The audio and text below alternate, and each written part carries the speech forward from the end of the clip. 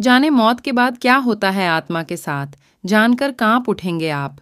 इंसान की मौत हो जाती है, लेकिन कहते हैं कि आत्मा अमर रहती है, वो नहीं मरती। ऐसा क्यों होता है? इसके पीछे एक चौंकाने वाला सच है, जानिए। गरुड़ पुराण प्रमुख हिंदू धर्म ग्रंथों में से एक है।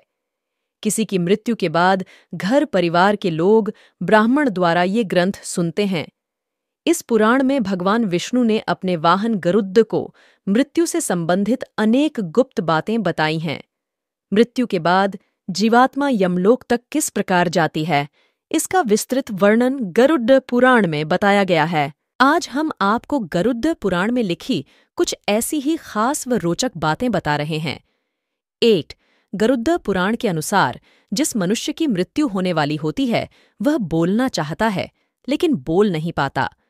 अंत समय में उसकी सभी इंद्रियां, बोलने सुनने आदि की शक्ति नष्ट हो जाती हैं और वह जडीडीएच अवस्था में हो जाता है, यानी हिलडुल भी नहीं पाता।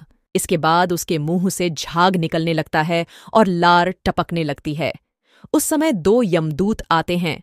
उनका चेहरा बहुत भयानक होता है, नाखून ही उनके शस्त्र होते हैं। उनकी आंखें बद्धी बद्धी होती हैं, उनके हाथ में दंड रहता है। यमराज के दूतों को देखकर प्राणी भयभीत होकर मलमूत्र त्याग करने लग जाता है। उसे नरक में मिलने वाले दुखों के बारे में बार बार बताते हैं। यमदूतों की ऐसी भयानक बातें सुनकर पापात्मा जोर जोर से रोने लगती है, किंतु यमदूत उस पर बिल्कुल भी दया नहीं करते। 3 इसके बाद वह अंगूठे के बराबर शरीर यमदूतों से डरता और कांपता हुआ कुत्तों के काटने से दुखी हो अपने पापों को याद करते हुए चलता है। आग की तरह गर्म हवा तथा गर्म बालू पर वह जीव चल नहीं पाता है और वह भूख प्यास से तड़पता है। तब यमदूत उसकी पीठ पर चाबुक मारते हुए उसे आगे ले जाते हैं। वह जीव जगह जगह गिरता है और बेहोश हो जाता है, फिर उठकर चलने लगता है।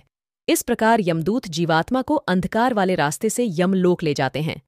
4 गरुड़ पुराण के अनुसार यमलोक 99,000 योजन, योजन वैदिक काल की लंबाई मापने की इकाई है। 1 योजन बराबर होता है 4 कोस, यानी 13 किमी है। वहां यमदूत पापी जीव को थोड़ी ही देर में ले जाते हैं। इसके बाद यमदूत उसे सजा देते हैं। इसके बाद वह जीवात्मा यमराज की आज्ञा से यमदूतों के साथ फिर से अपने घर आती है। घर आकर वह जीवात्मा अपने शरीर में पुण्य प्रवेश करने की इच्छा करती है, परंतु यमदूत के बंधन से वह मुक्त नहीं हो पाती और भूख प्यास के कारण रोती है। पुत्र आदि जो पिंड और अंत समय में दान करते हैं, उससे भी प्राणी को तृप्ति नहीं होती, क्योंकि पापी लोग को दान श्रद्धांजलि द्वारा तृप्ति नहीं मिलती। इस प्रकार भूख प्यास से युक्त होकर वह जीव यमलोक जाता है। 6 इसके बाद पापात्मा के पुत्र आदि परिजन यदि पिंडदान नहीं देते हैं तो वह प्रेत रूप हो जाती है और लंबे समय तक सुनसान जंगल में रहती है। गरुड़ पुराण के अनुसार मनुष्य की मृत्यु के बाद 10 दिन तक पिंडदान अवश्य करना चाहिए। उसमें 2 भाग तो पंचमहाभूत देह को पुष्टि देने वाले होते हैं, तीसरा भाग यमदूत का होता है तथा चौथा भाग प्रेत आत्मा खाता है। 9वें दिन पिंडदान करने से प्रेत आत्मा का शरीर बनता है।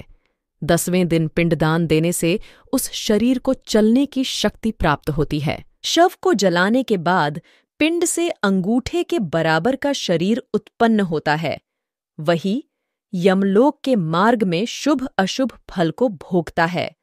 पहले दिन पिंडदान से मूर्धा सिर, दूसरे दिन से गर्दन और कंधे, तीसरे दिन से हृदय, चौथे दिन के पिंड से पीठ, 5वें दिन से नाभि, छठे और 7वें दिन से कमर और नीचे का भाग, 8वें दिन से पैर, 9वें और 10वें दिन से भूख प्यास आदि उत्पन्न होती है।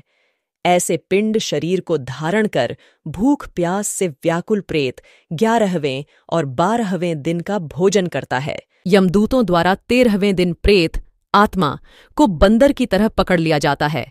इसके बाद वह प्रेत भूख प्यास से तड़पता हुआ यमलोक अकेला ही जाता है। यमलोक तक पहुंचने का रास्ता वैतरणी नदी को छोड़कर 86,000 योजन है।